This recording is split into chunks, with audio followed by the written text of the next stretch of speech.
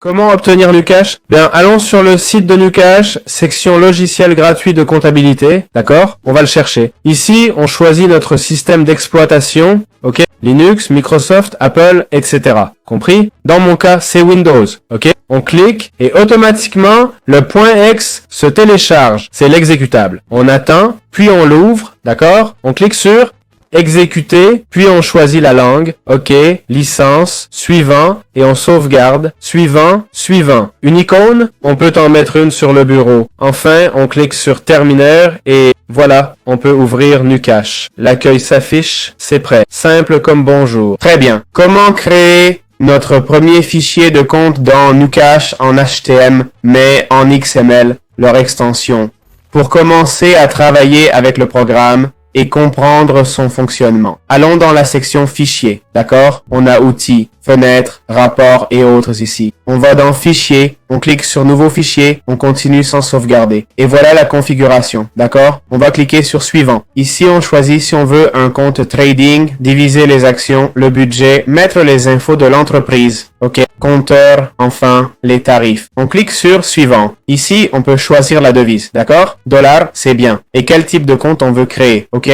Le compte commun est le plus courant dans ces cas, mais il y en a de toutes sortes, vous voyez, et chacun aurait son truc. Bon, on peut continuer avec suivant, mais le mieux c'est d'appuyer sur appliquer. Ici, comme vous voyez, on va mettre le nom, d'accord? Là, on peut choisir différents formats. Je conseille de garder XML par défaut, c'est celui qu'utilise ce logiciel. On met le nom compte et on sauvegarde, ok? Bien sûr, on pourrait sauvegarder le projet où on veut. Et voilà, en haut à gauche, notre premier projet est créé. Ben, comment créer des sous-comptes dans Nucash? On a peut-être créé, comme nous, un compte commun, non? Une config commune avec nos actifs, revenus, dépenses, etc. Voici actifs, actions, dépenses, revenus et passifs. Dans l'actif, on ouvre actifs courants, argent, compte, épargne. On se dit qu'il manque une section pour les créances, ok?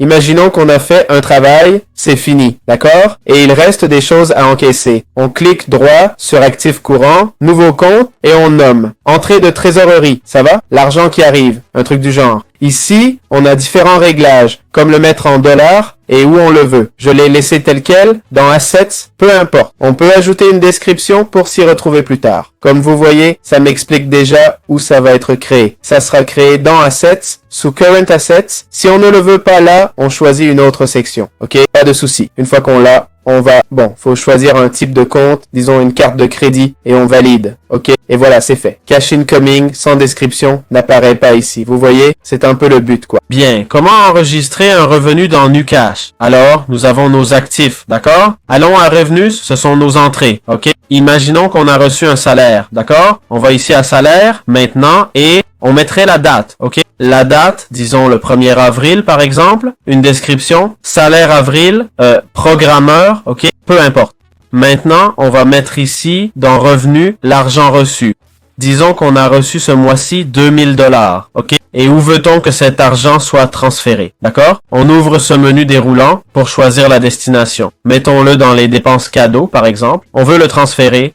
Si on remonte en haut, on va dans actifs.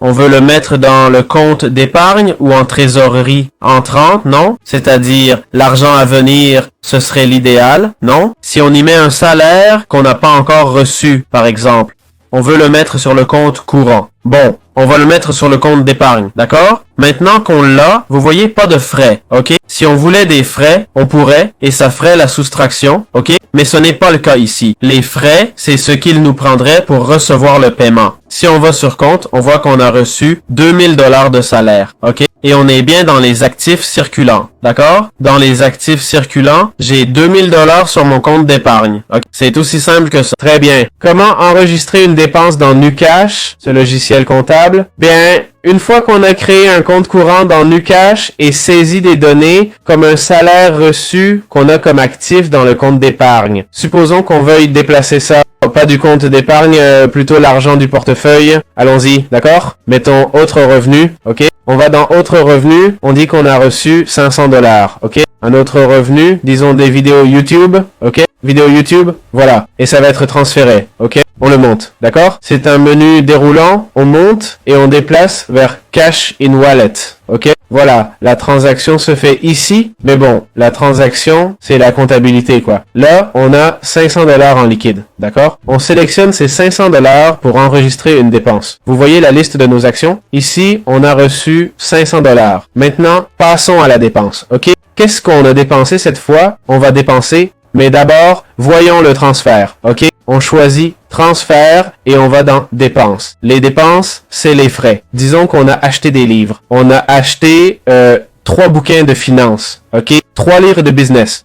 On va aux dépenses. Combien coûtent 3 livres? Allez, disons 80 balles, ok? On valide. Et voilà la soustraction faite. J'ai 420 $ en caisse. Dans dépenses, on voit 80 $ pour les livres. Voilà, c'est simple. J'espère que ça vous a plu. Bien, comment suivre les comptes clients de notre entreprise? On avait créé cette catégorie, mais refaisons-la correctement. Allons dans la section actifs courants, d'accord?